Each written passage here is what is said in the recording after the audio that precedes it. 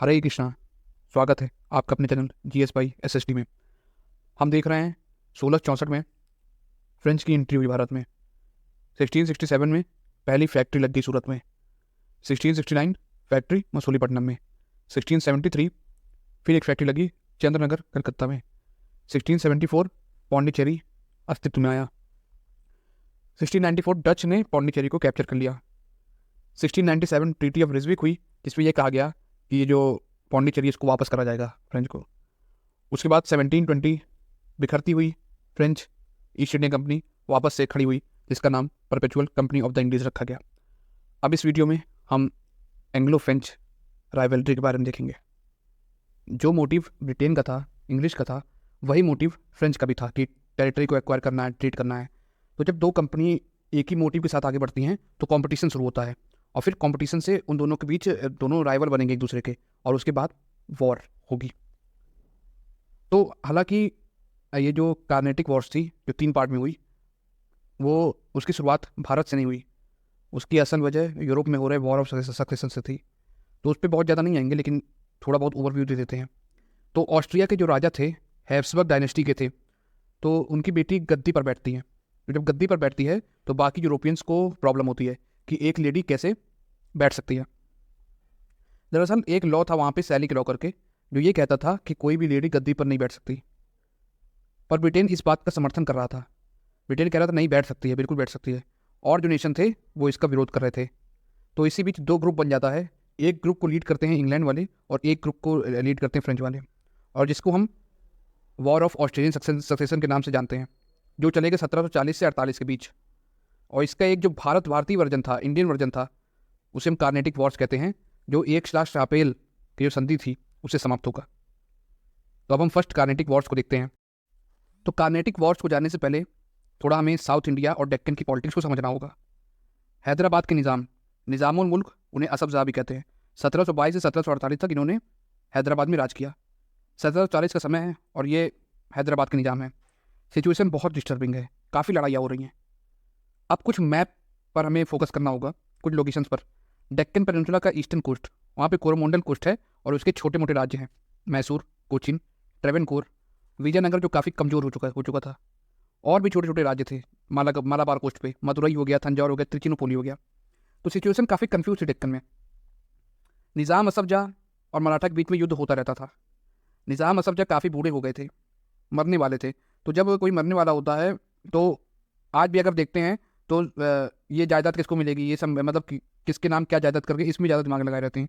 तो कोर्ट में पॉलिटिक्स चलने लगी कि इसके बाद कौन बैठेगा, कौन बनेगा निज़ाम। माहौल सही नहीं था, पावर वैक्यूम था साउथ में।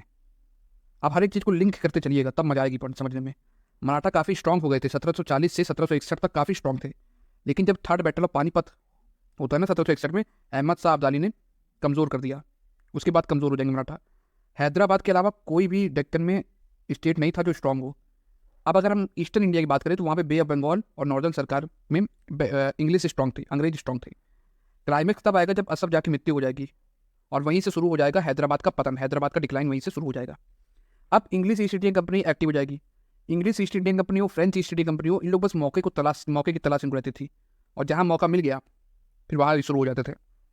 मराठा किंगडम जो तंजौर था वो काफ़ी स्ट्रांग थे वहाँ पे पेशवा, और पेशवा ने ये कहा था अगर हमारी तरफ कोई निगाह डालेगा तो निगाहें निकाल ली जाएंगी, निगाहें खींच ली जाएंगी। और इसी कन्फ्यूजिंग चीज़ों के बीच शुरू हो जाएगा फर्स्ट कार्नेटिक वॉर, जो 1740 से 1748 के बीच चला। तो बात ये हुई कि युद्ध छिड़ गया था यूरोप में। उस समय इंडिया में जो ईस्ट इंडियन कंपनी थी अंग्रेजों की, वो काफ़ी स्ट्रांग थी और फ्रांस ईस्ट इंडियन कंपनी थोड़ी सी कमज़ोर थी। तो फ्रेंच इंडिया में लड़ना नहीं चाहते थे, पर इंग्लिश ईस्ट इंडियन कंपनी ने सोचा कि हम यहाँ पर स्ट्रांग है और वैसे भी यूरोप में तो युद्ध हो ही रहा है। फिर इंग्लिश नेवी के कमांडर बार्नेट ने कुछ फ्रेंच शिप पर कब्जा कर लिया और कुछ फ्रेंच कमांडर को मार दिया जिसका बदला लेगा ड्यूप्लेक्स, जो कि फ्रांसीसी सेना का नेतृत्व कर रहा था। और फिर मद्रास पर कब्जा कर लिया जाएगा फ्रांसीसियों द्वारा 1746 में, 1746 में। फ्रांस जो थे वो इंडिया में भले ही कमज़ोर ना हो, भले ही कमज़ोर हो फ्रेंच जो इंडिया में, पर उनको मदद मिल रही थी मॉरिशस से। जैसे कि हमने पहले वीडियो में देखा कि मॉरिशस में भी फ्रांस के ही प्रतिनिधि बैठा करते थे। तो पहले अंग्रेजों ने फ्रांस की शिपों पर अटैक किया, बदले में फ्रांस ने मद्रास पर कब्जा किया, और यहीं से शुरू हो गया पहला कार्नेटिक वार। और फिर 1748 में ट्रीटी ऑफ एक्स-शापेल साइन होगी और हैब्सबर्ग मोनार्की की जो राजा की डॉटर थी उसको अलाउ कर दिया जाएगा कि आप गद्दी पर बैठ सकती हो। तो यहाँ इंग्लैंड जीत जाएगा। और फिर होता क्या है, ग्लोबल पॉलिटिक्स में क्या होगा, नॉर्थ अमेरिका में कुछ टेरिटरी थी जो अंग्रेजों ने फ्रेंच से एक्वायर कर ली थी, उसको वापस कर देगा अंग्रेज जो थे उसको वापस कर देंगे। और इधर मद्रास जो जीता था 1746 में उसको वापस कर दिया जाएगा अंग्रेजों को। ओवरऑल अगर देखा जाए तो भारत में घाटे का सौदा था फ्रांस के लिए, घाटे में रही। एक इंपॉर्टेंट बैटल है जिसको जानना बहुत ज़रूरी है, वो है बैटल ऑफ सेंट थोम। सेंट थोम एक जगह है मद्रास में। अब होता यह है कि नवाब ऑफ कार्नेटिक हुआ करते थे अनवर उद्दीन, तो फ्रेंच की आर्मी और अनवर उद्दीन की आर्मी के बीच में लड़ाई होगी सेंट थोम नाम की जगह पर। फ्रेंच की तरफ से कैप्टन पैराडाइज कमांडर थे और अनवर उद्दीन की आर्मी की तरफ से महफूज खान कमांडर थे। ये देखा जाए कि अनवर उद्दीन की जो फोर्स थी वो बहुत ज़्यादा उसमें लोग थे, लार्ज थी, और इनकी आर्मी स्मॉल थी। लेकिन इतने डिसिप्लिन हुआ करते थे इन लोग फ्रेंच वाले कि उन्होंने हरा दिया अनवरुद्दीन की आर्मी को। तो हमको यहाँ से ये सीख मिलती है कि भीड़ लाने से कोई मतलब नहीं है, कुछ लोग हों पर सशक्त हों, ठोस हों, जीत लेंगे। और अड़ियार नदी के किनारे युद्ध हुआ और उसमें फ्रांसीसी जीत गए।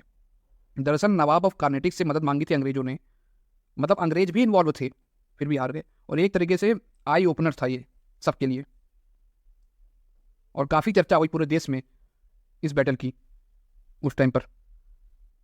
फिर लास्ट में ट्रीटी ऑफ एक्स-शापेल होती है, जिसमें ये कहा जाएगा जीत करके भी हार गए। क्यों? क्योंकि जो मद्रास का एरिया था वापस करना पड़ा, भारत में तो घाटे का सौदा था। अब सबसे इंपॉर्टेंट जो बैटल है वो है सेकेंड कार्नेटिक वॉर, उसको जानते हैं। तो जब असफ जाह निज़ामुल मुल्क की मृत्यु हो जाती है और तभी शुरू हो जाएगा 1748 में सेकेंड कार्नेटिक वॉर।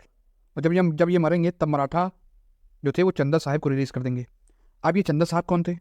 चंदा साहिब दोस्त अली के दामाद थे, और दोस्त अली एक समय में कार्नेटिक का नवाब हुआ करता था। और चंदा साहिब ये क्लेम करेंगे कि नवाब ऑफ कार्नेटिक की गद्दी हमारी है, जबकि वहाँ पर बैठा था अनवर उद्दीन उस टाइम पे, और नासिर जंग जो असफ जाह का बेटा था वो गद्दी पर बैठ जाएगा, और जिसको चैलेंज करेगा मुजफ्फर जंग जो कि असफ जाह का ग्रैंड सन था। और ये कह रहा था कि मुझे मुगल एम्परर ने गवर्नर बनाया है, गवर्नर अपॉइंट किया डेक्कन का, तो गद्दी पर मैं ही बैठूंगा। अब आप देखिएगा, English east Indian company, French east Indian company, 2 point लिखिए, और उसमें जो है इंग्लिश की तरफ से नासिर जंग होगा, अनवर उद्दीन होगा, और फ्रेंच की तरफ से मुजफ्फर जंग, चंदा साहिब।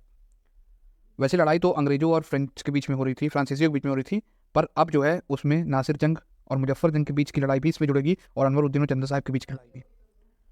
अब फ्रेंच फोर्सेस, मुजफ्फर जंग की फोर्स और चंदा साहिब की फोर्स तीनों मिलेंगी और एक बैटल होगा जिसको बैटल ऑफ एम्बोर एक जगह है, आज के टाइम वेलोर के नाम से जानते हैं। और 1749 में बैटल के ही दौरान अनवर उद्दीन की मृत्यु हो जाएगी, और इसका बेटा था मोहम्मद अली। अब अनवर उद्दीन के बारे में हमने बताया कि ये कार्नेटिक का नवाब था। तो शुरुआत में फ्रेंच कंपनी जीत गई और मुजफ्फर जंग बैठा गद्दी पर हैदराबाद की, और नवाब ऑफ कार्नेटिक चंदा साहिब बैठा गद्दी पर। जो अनवर उद्दीन का बेटा था वो फंस गया था त्रिचुनापोली पर। त्रिचुनापोली एक जगह है जिसको हम त्रिची कहते हैं। आप सिचुएशन देखिएगा, त्रिचुनापोली पर एक फोर्ट था और ये कार्नेटिक के अंदर आता था। कार्नेटिक पर चंदा साहिब का कब्जा हो गया, लेकिन एक फोर्ट था, फोर्ट ऑफ त्रिचुनापोली, वहाँ ये छुप कर बैठ गया मोहम्मद अली। चंदा साहब ने बोला जब तक मैं इसे को मार नहीं दूंगा शांति से बैठूंगा नहीं।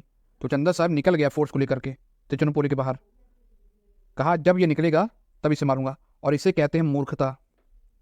एक टाइम तो लगा कि फ्रेंच ईस्ट इंडिया कंपनी जीत गई और इंग्लिश ईस्ट इंडिया कंपनी हार गई, तो भैया अंग्रेज हथियार डालने जा रहे थे। और तभी एक फैक्टर की पोस्ट पर, फैक्टर एक छोटे से लेवल का अधिकारी होता है, उस पोस्ट पर, जो कि बहुत बड़ी पोस्ट नहीं होती है, एक व्यक्ति था, पर उसका व्यक्तित्व तो बहुत खास था। कहा एक मौका हमको दे दो, हार तो गए हो। कहा ठीक है, तो देखेंगे कि पूरा पासा पलट दिया उसने, और वो बन गया हीरो। नाम था Robert Clive, charismatic personality. Saunders Madras का गवर्नर था, उसके सामने उसने एक आइडिया दिया। कहा हुजूर एक काम किया जाए। तो उन्होंने कहा बताओ भैया क्या काम है। कहा त्रिचुनापोली में मोहम्मद अली फंसा है और त्रिचुनापोली के बाहर बैठा चंदा साहब मारने के लिए, लेकिन चंदा साहब की जो कैपिटल है आरकोट वो खाली पड़ी है। हम इस पर अटैक करते हैं और जब इसको कब्जा कर लेंगे तो चंदा साहब वापस दौड़ेगा अपने किले को बचाने के लिए। लेकिन बड़े गजब का तुमने आइडिया दिया।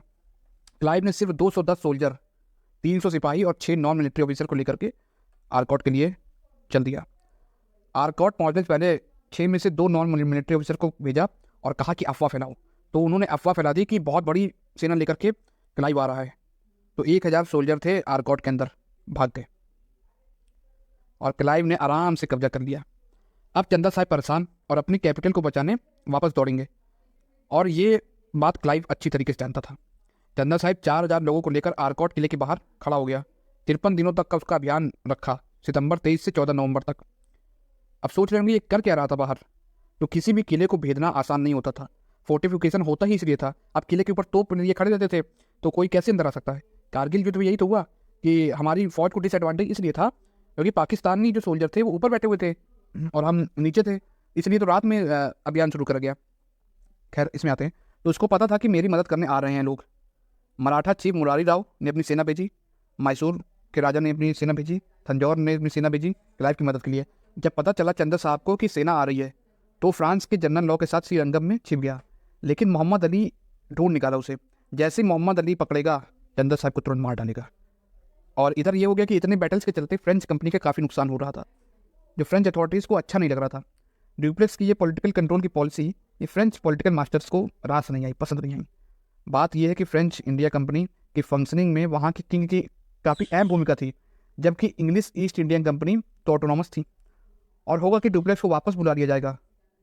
फ्रांस में काफ़ी केस चलेगा उस पर, और अंत ड्यूप्लेक्स के जीवन का अच्छा नहीं होगा। आप देखेंगे कि जितने भी गवर्नर आए हैं उनके अंत जीवन का अच्छा नहीं हो, चाहे क्लाइव हो, चाहे ड्यूप्लेक्स हो, चाहे काउंट डिलानी हो।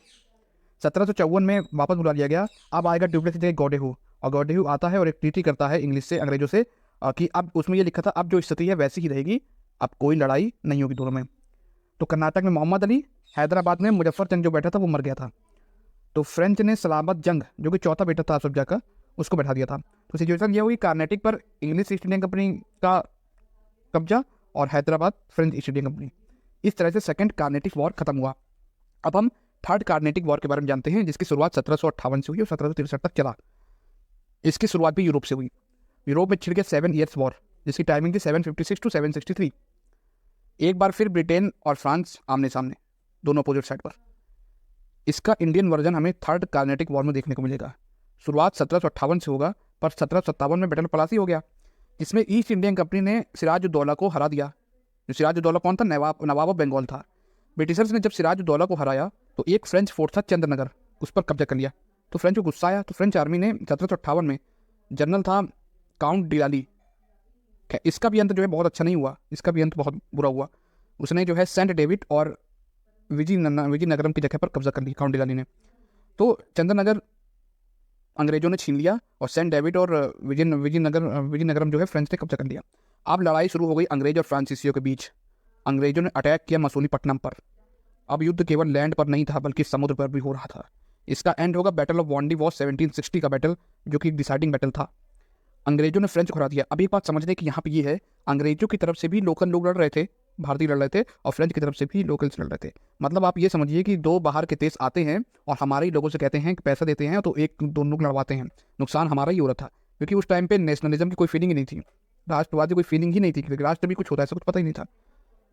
तो 22 जनवरी 1760 बैटल ऑफ वांडीवास एक जगह तमिलनाडु, उसमें हार गए फ्रेंच। अब इंग्लिश आर्मी को लीड कर रहे थे जनरल आयरे कोट, और फ्रेंच गवर्नर बसी को बंदी बना लिया गया। अब आप ये समझिए इतनी बुरी हालत हो गई कि फ्रेंच के गवर्नर को ही बंदी बना लिए। लेकिन काउंट डिलाली हार मारने वालों में से नहीं था, उसने बदला लिया और पौंडीचेरी में 8 महीनों तक उसने लड़ाई जारी रखी, पर रिसोर्सेज सब खत्म हो रहे थे। तो फाइनली उसने सरेंडर करा 1761 में। काउंट डिलाली को बंदी बना लिया गया, प्रिजनर ऑफ वॉर्स के तहत इनको बंदी बनाते हैं और वापस जो है फ्रांस भेज दिया जाएगा। और फ्रांस में एक पागल राजा बैठा करता था, वो राजा भी पागल था, उसकी रानी भी पागल थी, उसका नाम था लुइस 16। उसने काउंट डिलाली को मरवा दिया, लेकिन तुम हार के कैसे आए, हार शब्द हमारी डिक्शनरी में नहीं है। तो 1763 में उसके बाद treaty of peace of Paris होगी साइन, जिसके में तब जो है 7 ईयर्स वॉर भी खत्म हो गया और कार्नेटिक वॉर भी खत्म हो जाएगा, और इंडिया में अंग्रेजों द्वारा फ्रांसीसियों का दमन कर दिया जाएगा।